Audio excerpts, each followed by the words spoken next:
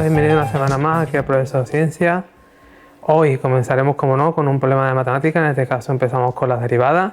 Nos han llegado unas pocas dudas de derivadas. Os voy a explicar una pequeña parte y en el próximo programa explicaremos el resto de, básicamente, la regla de la cadena. Después acabaremos con un problema de física del efecto fotoeléctrico que también nos han hecho llegar. Y en la sesión de avances tecnológicos, de noticias tecnológicas, hoy voy a desmentir algunos mitos que hay sobre la temperatura de ebullición del agua, lo que es el concepto de temperatura. Así que de momento os dejo esta pregunta para que lo penséis: ¿a qué temperatura hierve el agua? Y ahora continuamos con el programa.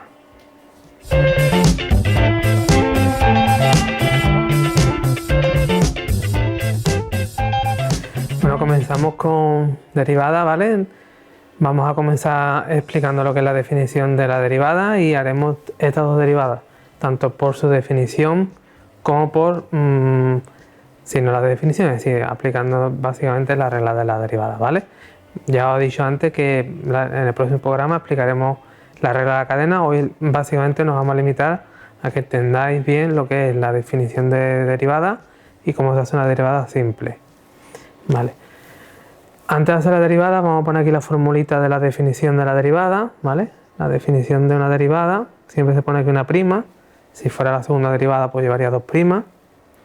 Y esto es el límite cuando la x tiende a infinito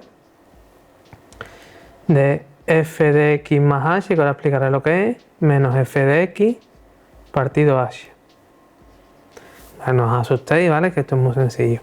Básicamente x más h es la función donde ponga x, pongo x más h. Es decir, que en este caso f de x más h será x más h al cuadrado más 2 por x más h. ¿Vale? Os asusta la identidad notable, lo sé que os cuesta, entonces vamos a hacerla poquito a poco, ¿vale? Si queréis que algún día haga identidad notable, ya sabéis, ahí tenéis el código del claro, uniros y os limé del programa. Esto es el cuadrado del primero más el cuadrado del segundo, y ahora este por este multiplica por 2. Y aquí básicamente simplemente es multiplicar por 2. Vale. Si metemos todo esto en la fórmula ya, que lo tenemos todo, es decir, su derivada sería el límite cuando la x tiende a infinito. Tenemos que meter todo esto aquí, primero, que es f de x más h, que lo hemos hecho, sería x al cuadrado más h más 2x más h más 2x más 2h menos la función original, que es x al cuadrado menos 2x, ¿vale? Si os fijáis, se me van las x al cuadrado, bueno, toda partida de h que se me ha olvidado, y el 2x se me va con el 2x, ¿vale? Entonces aquí simplificando lo que me ha quedado h al cuadrado más 2xh más 2h partido h. Me meto aquí, siempre se me olvida el límite cuando la x tiende a infinito. Ahora si os fijáis, podemos sacar factor común porque todas tienen h la de arriba, es decir, la h más pequeña es de grado 1, entonces sacamos una h. Es decir, que la derivada sería el límite cuando la x tiende a infinito, saco la h y me va a quedar h más 2x más 2 partido h. Y como veis, se me van las h y me queda nada más que h más 2x más 2.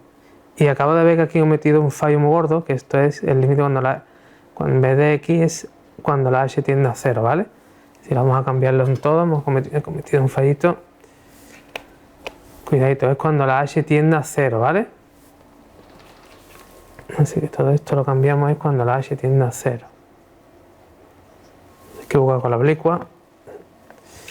Es cuando la h tiende a 0, ¿vale? Vale, entonces ya lo único que nos queda aquí es donde ponga la h, que sería aquí nada más, que sería 0, es decir que básicamente la derivada me va a quedar 2x más 2, ¿vale? Y esa sería la derivada. Ahora, en vez de hacerlo por la definición, vamos a hacer aplicando lo que es las reglas de derivación, ¿vale? Para una derivada de una x elevado a un número, la derivada no es más que pasar la n delante, es decir, perdón, esto es la función original, su derivada no es más que pasar la n delante y le quitamos 1 al grado, ¿vale? Entonces, aquí la derivada de eso, el 2 lo pasaríamos para adelante, así sería 2x, y ahora 2 menos 1 te queda 1, por lo tanto grado 1, y la derivada de 2x, siempre la derivada de x 1, la derivada de 2x será 2, la derivada de 3x será 3, ¿vale? Es decir, la derivada de x, como hay que quitarle un grado, la derivada de 1 menos 1 sería 0, es decir, la derivada de, perdón, x elevado a 0 es 1, es decir, que básicamente esto es 2 por 1, es decir, 2. Fijaos, me queda lo mismo por la definición que aplicando las reglas de la derivación, ¿vale? Ahora lo voy a repetir, ¿vale? Lo que hacemos es pasar la n hacia adelante y le quitamos un grado, es decir, este 2 lo vamos a pasar para adelante, sería 2x, 2 menos 1 sería 1, y aquí la derivada de 2x es 2, la derivada de 3x es 3, ¿vale? ¿Por qué? Porque básicamente sería, el 1 pasaría aquí adelante, y esto sería 1 menos 1, que sería 0, y cualquier número elevado a 0 es 1, ¿vale? Vale, vamos a hacer la otra función que teníamos por aquí. Vamos a borrar básicamente todo esto, menos lo que nos haga falta de teoría.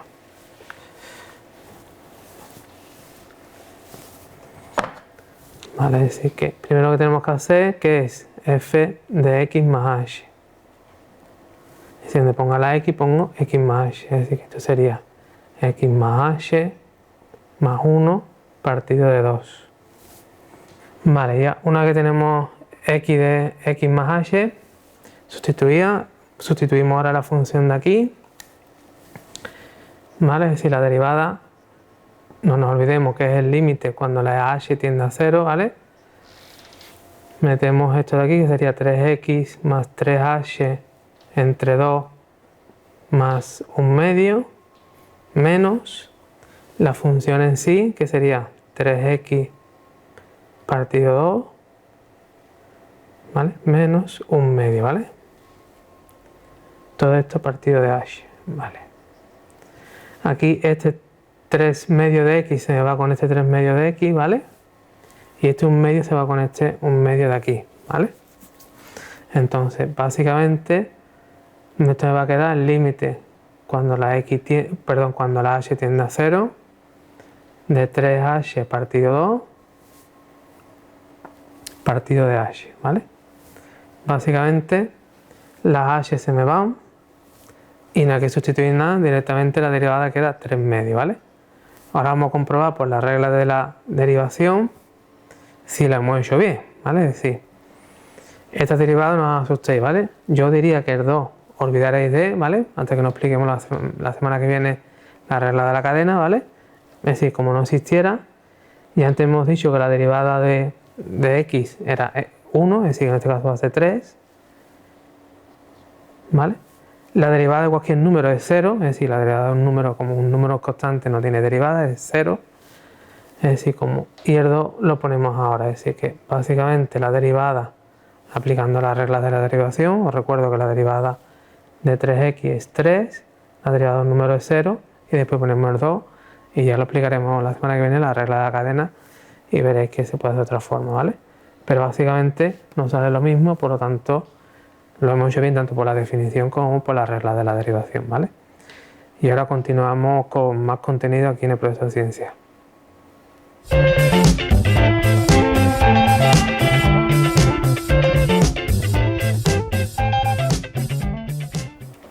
Bueno, hoy vamos a hablar un poco vamos a desmentir algunos mitos sobre lo que, o por costumbre siempre decimos, el agua hierve a 100 grados. Estamos, la temperatura, porque estamos caliente en la habitación. Vamos a desmentir ciertos mitos que os voy a explicar qué son o ciertamente si el agua realmente hierve a 100 grados o no hierve a 100 grados, ¿vale? Primero tenemos que empezar un poco hablando de, siempre hemos oído hablar, que en el colegio nos han explicado, ¿no?, que el punto de ebullición del agua es a los 100 grados. Esto realmente no es así, es decir, esto depende de muchos factores y principalmente depende de la presión. Es decir, el agua hierve a 100 grados siempre y cuando sea pura, que ya sabemos que el agua, tanto la que viene embotellada como la de grifo, no es pura realmente.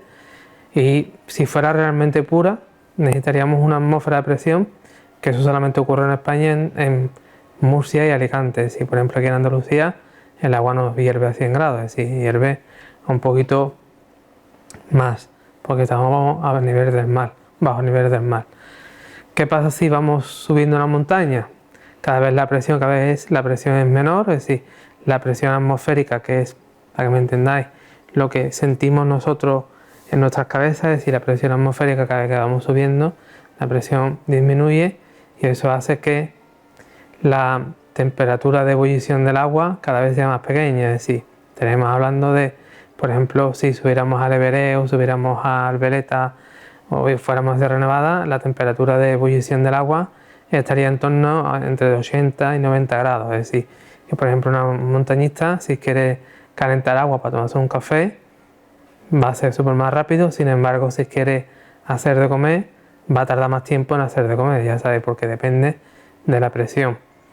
Y diréis, hay un cierto límite, si seguimos subiendo cada vez más, pues hay un límite que se conoce como el límite de Armstrong, ¿vale? No es el astronauta ni el Armstrong de música, sino es ahí tenéis la foto. Fue un físico y también un aviador estadounidense que fue pionero en la medicina aeroespacial, y digamos que esas investigaciones descubrió un cierto límite que está entre los 18.000 metros y los 19.000 metros.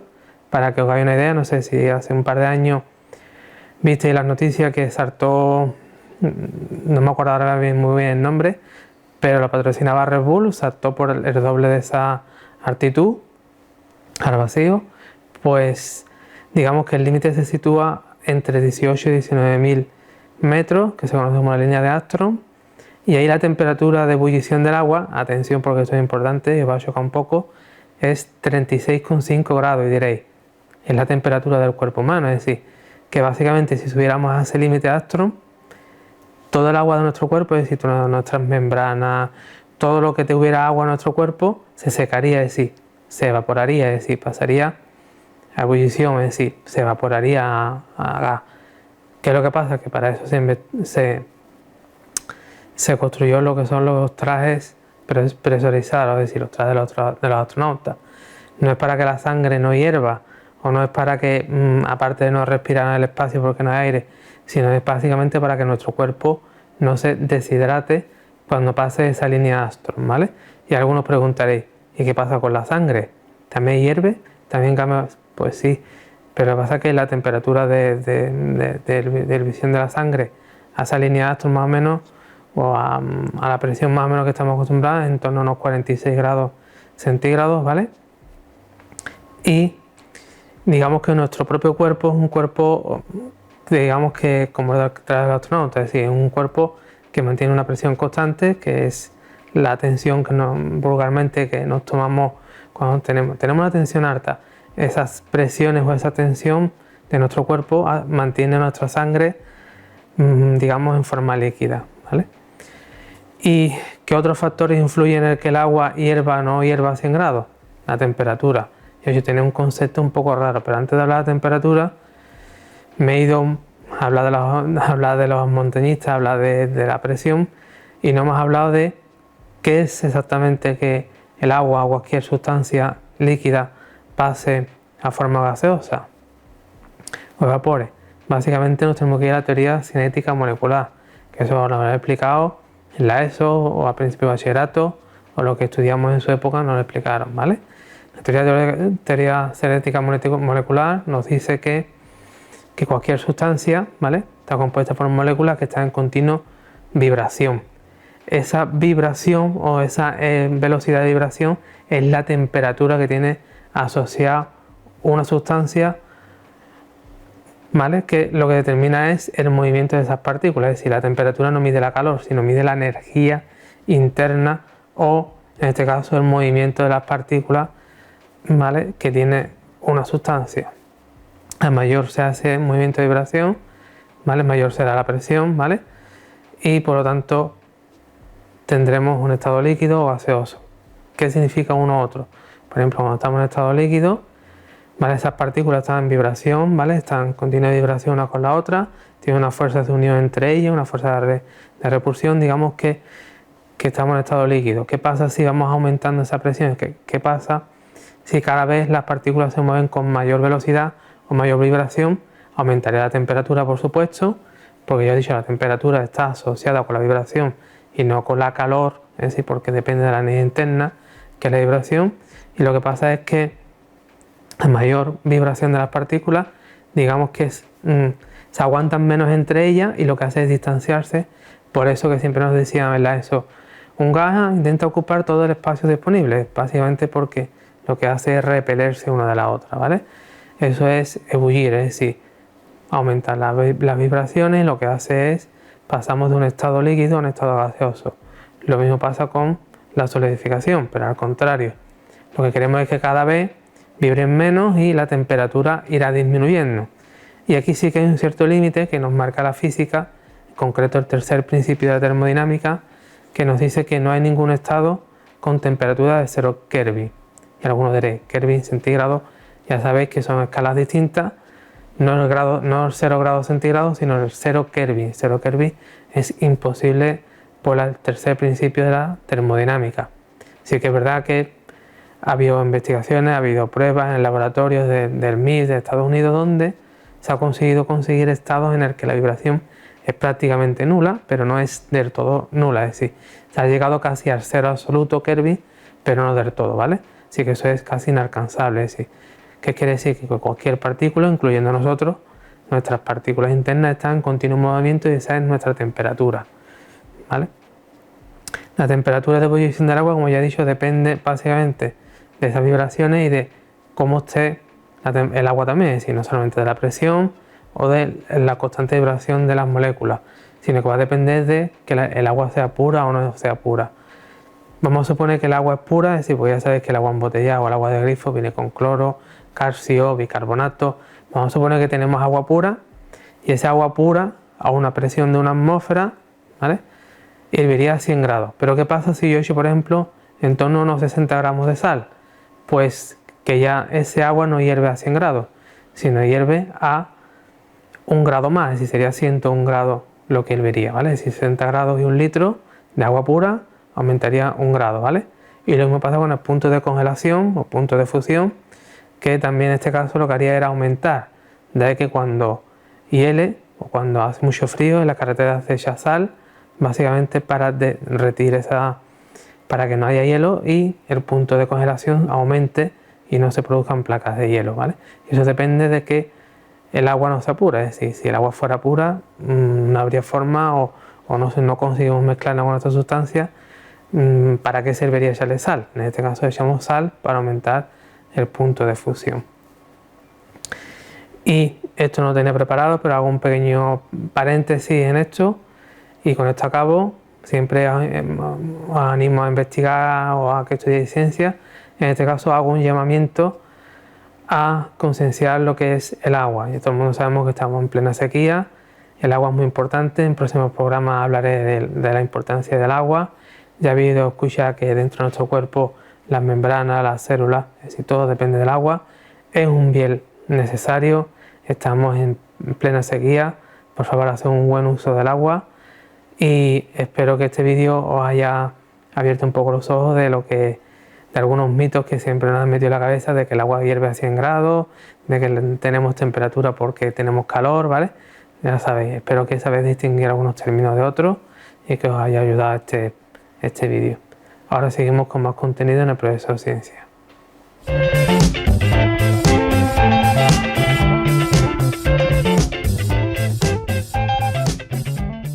Nos ha hecho llegar a un problema de física del efecto fotoeléctrico, ¿vale? Ya creo que en anteriores programas lo hemos explicado, ¿vale? Así que si queréis tirar un poco de YouTube y mirar un poco la explicación que yo lo voy a explicar de nuevo, lo tenéis en YouTube, ¿vale? Y si queréis que haga cualquier tipo de problema o no ha quedado claro, ya sabéis, tenéis el código del Classroom, uniros, ¿vale? Mandad cualquier tipo de duda o a través del email que lo tenéis ahí. Vale, el problema dice lo siguiente, dice un haz de luz, ¿vale? De 400 nanómetros, básicamente lo que me están dando es la longitud de onda, ¿vale? A mí me gusta como buen físico ir cambiando las unidades al principio, ¿vale? Manías mías, pero ayuda mucho a que después no haya fallo, ¿vale? Ya sabéis que un metro son 10 elevado a menos 9 nanómetros, ¿vale? Como aquí 2,0 voy a poner a menos 7 metros, ¿vale? Y esa es la longitud de onda, ¿vale?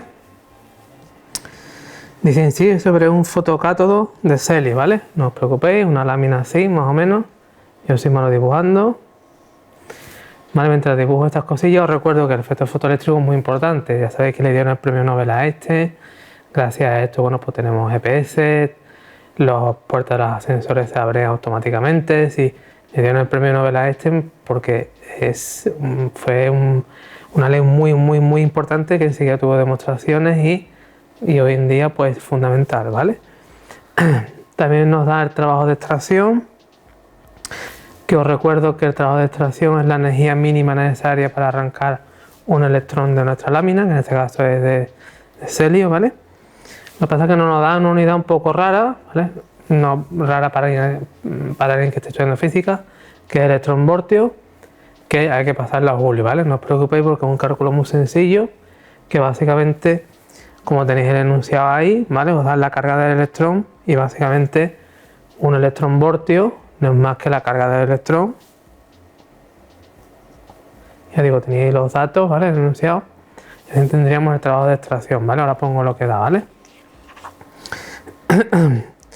Dice lo típico, calcular la energía máxima de los fotoelectrones, la frecuencia umbral, ¿vale? Y razones los resultados anteriores con otra longitud de onda, que las vamos a poner aquí, que en vez de 400 es 800 nanómetros, ¿vale? Que lo pasamos a metros, ya sabéis que soy muy tiquismiqui para esto, ¿vale? Vale, ¿qué significa la energía máxima de los electrones? Bien, el efecto fotoeléctrico me dice que es la energía incidente, ¿vale? Que se calcula como H, que es la constante de Planck, que nos la dan ahí, ¿vale?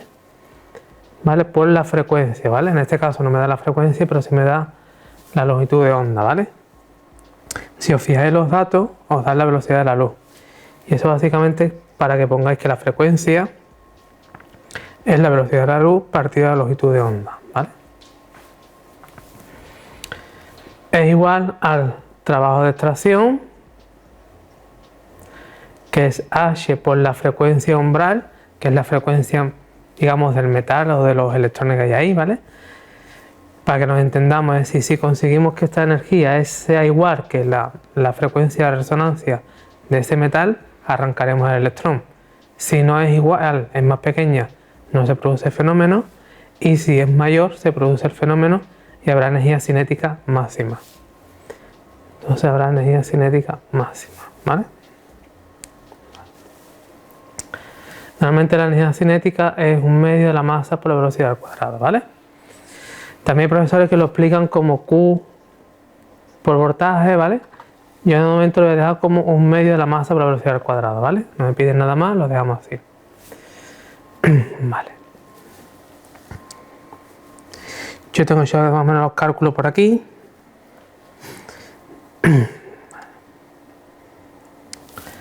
Vale. Es decir que si vamos sustituyendo los datos,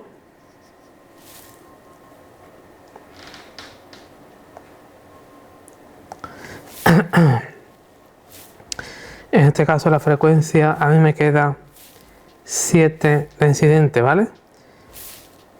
7,5 por 10 elevado a 14, ¿vale?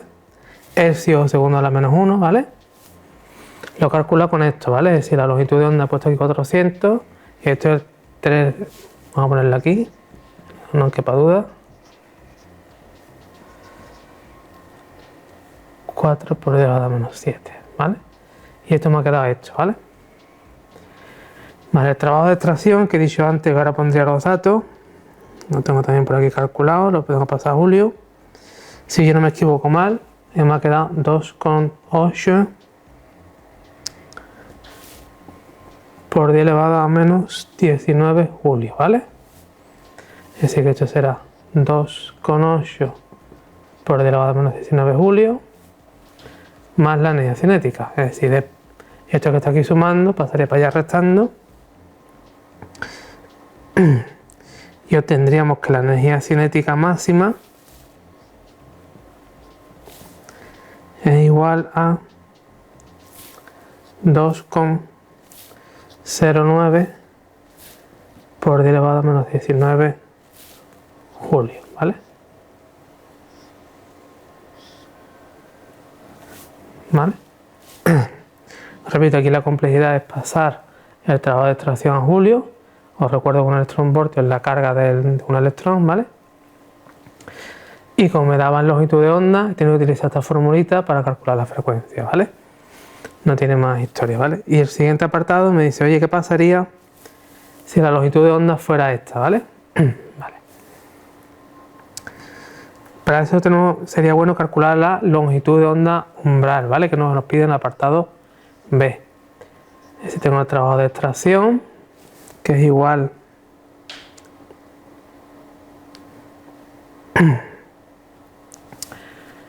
a 2,88 por 10 elevado a menos 19, y os recuerdo que esto es h por la frecuencia umbral, ¿vale? La frecuencia umbral sería esto partido de la constante de Planck. Si mis cálculos no fallan, nos quedaría esto.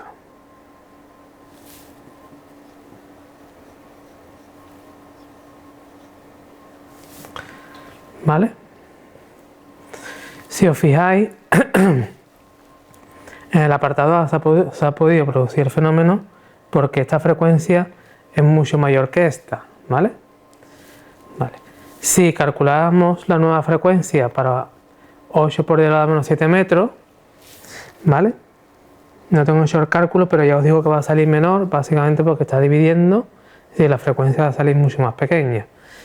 De tal forma de que va a salir incluso más pequeña que la umbral, por lo tanto, con esta longitud de onda no se produce el fenómeno, ¿vale?